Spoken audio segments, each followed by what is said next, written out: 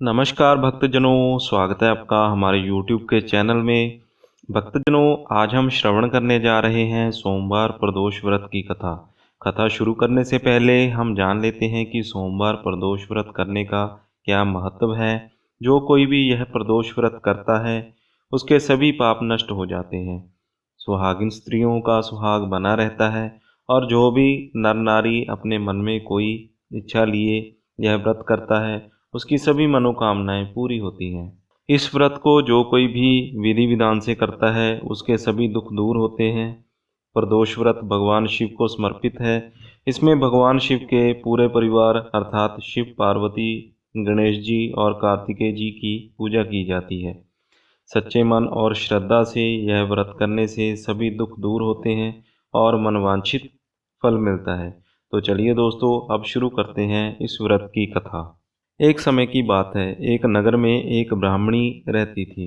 उसके पति का स्वर्गवास हो गया था, अर्थात वो विधवा थी। उसका एक पुत्र था। उसके पुत्र के अलावा उसका और कोई सगा संबंधी नहीं था। वह अपने पुत्र के साथ अकेली रहती थी। वह हर रोज सुबह अपने पुत्र को साथ लेकर भीख मांगने चली जाती और जो मिलता उससे अपना गुजारा करती। इसके बाद भी उसने कभी भी गलत काम और गलत आचरण नहीं किया। वह सदा प्रदोष व्रत किया करती थी। एक दिन की बात है, जब ब्राह्मणी भीख मांगकर घर लौट रही थी तो उसे रास्ते में एक लड़का मिला। उसकी हालत बहुत खराब थी।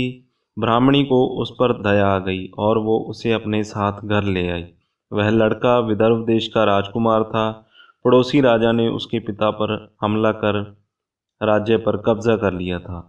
हमले में किसी तरह वह बच गया और अपने राज्य से भाग निकला, इसलिए वह दर दर भटक रहा था।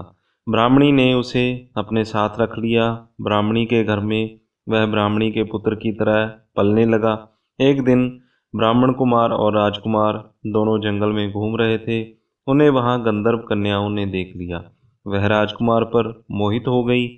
ब्राह्मण कुमार तो घर लौट आया, लेकिन राजकुमार अशुमती नामक गंधर्व कन्या से बात करता रह गया। अशुमती ने अपने माता पिता को राजकुमार के बारे में बताया। अगले दिन अशुमती अपने माता पिता को राजकुमार से मिलवाने ले आई। उनको राजकुमार पसंद आया। कुछ दिन बाद अशुमती के माता पिता को भगवान शिव ने सपने में दर्शन दिए और कहा कि अपनी पुत्री का विवाह उसी राजकुमार से कर दो। इसके बाद उन्होंने अपनी पुत्री का विवाह राजकुमार से कर दिया। ब्राह्मणी को ऋषियों ने आज्ञा दे रखी थी कि वह सदा प्रदोष करती रहे। उसके व्रत के प्रभाव और गंधर्व राज्य की सेना की सहायता से राजकुमार ने विदर्भ से शत्रुओं पर विजय प्राप्त की और अपने राज्य को वापस प्राप्त किया। इसके बाद राजकुमार अपने राज्य में राज करने लगा। उसने ब्राह्मण कुमार को अपना प्रधानमंत्री बनाया और ब्राह्मणी को राजमाता का दर्जा दिया। इसके बाद वह सभी आनंद और सुख से रहने लगे। भोलेनाथ जैसे ब्राह्मणी के प्रदोष व्रत के प्रभाव से राजकुमार और ब्राह्मण कुमार के अच्छे दिन आ गए, वैसे ही जो भी प्रदोष व्रत करता है उसका जीवन सुख से भर देना। तो दोस्तों, यह थी सोमवार प्रदोष व्रत की कथा। जो कोई भी इस कथा को सुनता है या सुनाता है, भोलेनाथ उसके सभी विघ्न दूर करते हैं। दोस्तों, अगर आपको ये वीडियो अच्छी लगी हो तो इसे लाइक और भोलेनाथ की कृपा प्राप्त करने के लिए ज़्यादा से ज़्यादा शेयर ज़रूर करें।